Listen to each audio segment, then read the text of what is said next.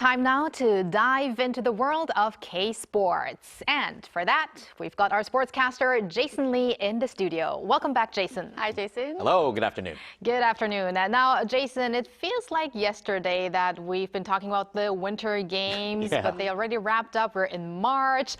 And now we're going to talk about the World Baseball Classic, which starts in 2 days. Yeah. But what else are you going to cover today? Yeah, absolutely. The World Baseball Classic coming up really quick. But yeah, I'm going to have some updates on what's going on with Team Korea and how they're looking going into the tournament. Also, Song Sung-Mun might not be with Korea's national team right now, but he is in action with his new team, the San Diego Padres.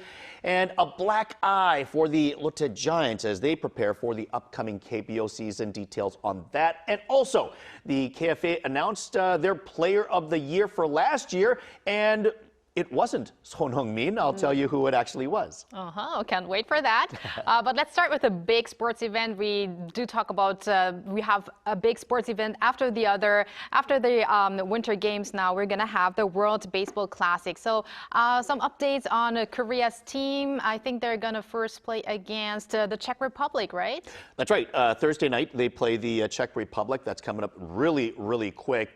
Korea's actually playing right now, as we speak, against the Oryx Buffaloes of Japan. They are winning the game 7-3 in the 6th inning right now, and my understanding is that Kim Do-young actually just hit a home run, his second in 2 games, so it's great to see Kim Do-young with a red-hot bat. He, of course, hit a solo home run yesterday when Korea tied the Hanshin Tigers 3-3. So prior to that, they were actually 4-1 against KBO teams as well, so the national team, they're looking good. Kim Do-young is looking good. An Hyun-min, Lee Jung-hoo, everyone seems to be red hot and ready to go. So hopefully they keep the momentum going Thursday night against the Czech Republic. So right now they're in the exhibition game, and the first official game starts on Thursday. Yes, correct. All right, okay. Very exciting. And I do understand that some Korean MLB players have joined for the match that you just mentioned, the 3-3 tie against Hanshin. So what has kind of changed after they kind of joined the team? Yeah, that's right. 6 I guess, current MLB players have now joined the national team in Japan, and this does actually add quite a bit. I mean, just from a leadership standpoint, Lee Jung-hoo is the team's captain. So, okay, having his presence there, especially for the younger players, it adds a different element from a leadership standpoint.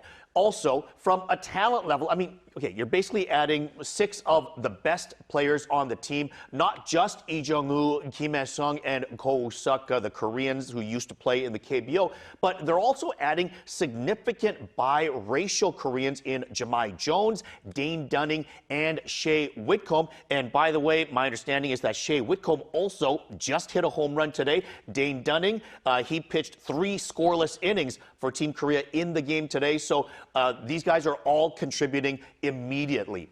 Unfortunately, Riley O'Brien, who probably would have been the team's closer, is not joining the team because of an injury. That is definitely going to be a big blow when it comes to tighter games late in the inning. We got to hope that they avoid those altogether, or perhaps Ko Woo-suk can go in and take over that role, perhaps. But certainly that is going to be a big loss to Team Korea. They've also lost Won Tae-in to injury as well. So we'll have to see how the pitching holds up. It's unfortunate that we lost the 2 players, but excited to see the rest of the players kind of join the team, and it sounds like they're doing great, so very excited for their official first match. And speaking of the first match, it's this Thursday, as you mentioned, against Czech Republic. So please tell us about Czech Republic team, like how they're doing. We got to know the opponents before we get into the game, right? Yeah, this is their second time being in the World Baseball Classic. They just kind of snuck in 3 years ago. And honestly, this is a team that Korea shouldn't have much trouble with. I mean, if you look at their roster, they don't have any recognizable names from Major League Baseball. They're ranked 15th in the world right now compared to Korea being ranked 4th.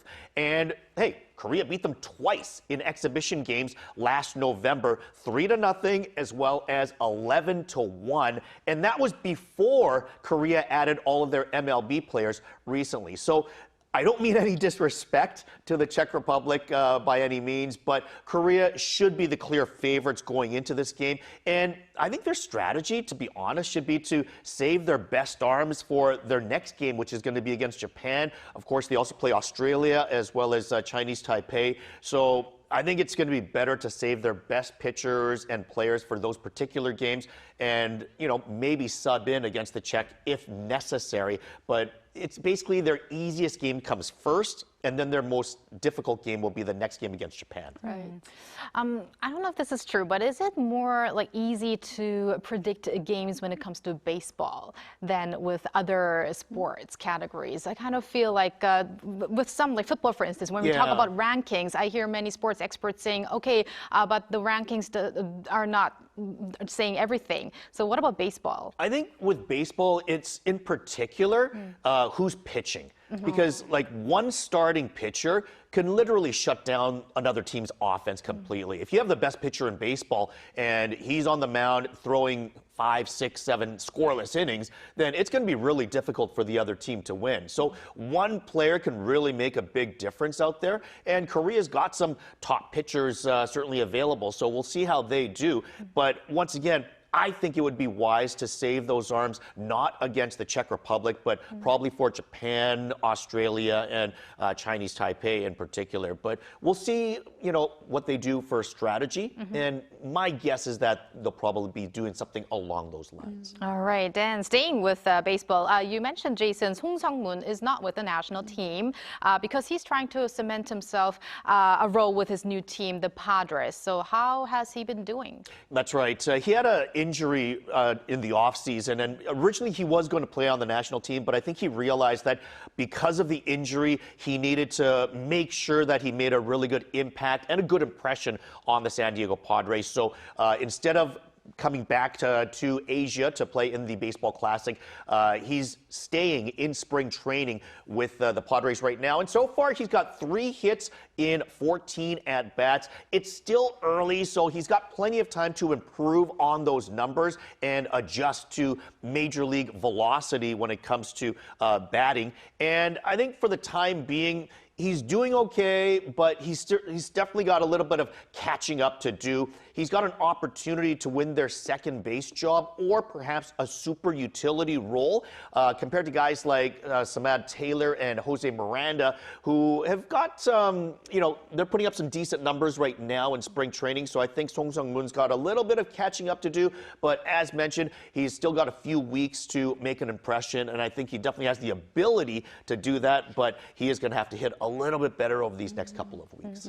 We'll look forward to his plays as well. And now you've mentioned earlier that there is a black eye for 롯데자이언츠 team. So please fill us in with what's going on with them. This is unfortunate, and this is certainly not the first time that this has happened. This has happened a few times. So late winter, all KBO teams travel to the south, somewhere in Southeast Asia usually, or to begin their training camp. And a lot of places that they go to in warmer climates, they have casinos. And it is illegal for all Koreans to gamble even when they are abroad. And 4 members of the 롯데자이언츠 were caught gambling. Now, this has resulted in a 50-game suspension for Kim Dong-hyuk and 30-game suspensions for Ko Seung-min, Kim Se-min, and Na Seung-yup. This is certainly very disappointing for these players. They should have known better, and they're receiving very harsh penalties. And on top of those punishments handed down by the KBO, the 롯데자이언츠 themselves have also announced punishments to their CEO and general manager, among others, holding responsibility for the lack of control of their players. Now, you know that it's one thing for a top team to have players that go out and have some fun, perhaps, and get caught for it. But the 롯데자이언츠 have made the postseason once in the last 13 years. This is a team that has struggled, that have not been synonymous with winning as of late. So it is going to be very frustrating to their fans, and now it's going to be even more difficult for the team to succeed, missing 4 important players for over a month now. So again, the players, they should have known better. The league was very deliberate, immediately said, nope, we are going to suspend you. So the fact that they're holding these players accountable, it's good to see, but certainly from a team standpoint, very disappointing. Very disappointing, very unfortunate. And as you mentioned, this is not unprecedented. We had that with other members of other teams as well. So let's really hope that this does not repeat itself. And hopefully it sets a good example for the future so that when other players see this, then they see, okay, I definitely should not do this because I know that I will be punished. So hopefully this will be set as an example so this doesn't happen in the future. Let's really do hope so. And let's move on to brighter news, bright especially for one player. Yes. We're going to move on to football. And you said that Korea's Footballer of the Year really is not Song Sung-Mun. Who is it? Yeah, I mean, crazy, right? Song Sung-Mun, I mean, let's just get to the fact that he also did have a great year. Remember, Song Sung-Mun led Tottenham to the Europa Cup, their first ever trophy with him as a member of the team. He also led LAFC to the semifinals of the MLS Cup. So certainly a great season for him, but he was topped by the performance of Lee Gang-in in the eyes of voters. Not by much, though. Lee Gang-in got 31.4 points compared to Song Sung-Mun's 29.2. So a 2.2 point difference helped Lee Gang-in win Footballer of the Year among Koreans as he helped Paris Saint-Germain to a trifecta of titles in 2025 as PSG won the French Ligue 1 title, their cup title, as well as the UEFA Champions League. I mean, how can you top that, right? Of course, Lee Gang-in actually didn't play in the championship game or the semifinal leading up to it, but certainly he had a great season to help PSG get there and obviously had great contributions to the national team.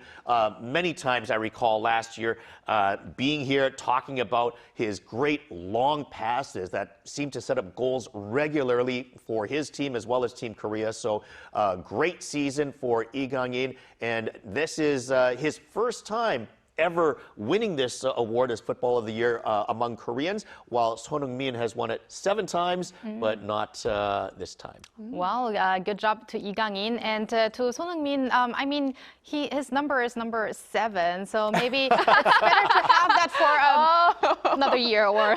Perhaps. We'll see how it goes. Trying to see it on the positive side for Son. I guess Lee Gang-in wins, he wears number 18, so maybe he's got a lot more football to play. Yeah, wins 17 more times for him. maybe. Okay. Well, on that note, thank you very much, Jason, for those updates. Can't wait for next time. Thank you, Jason. And thank you, Bella, as always. We're going to have you back here later in the week. Yes, I'll see you back soon.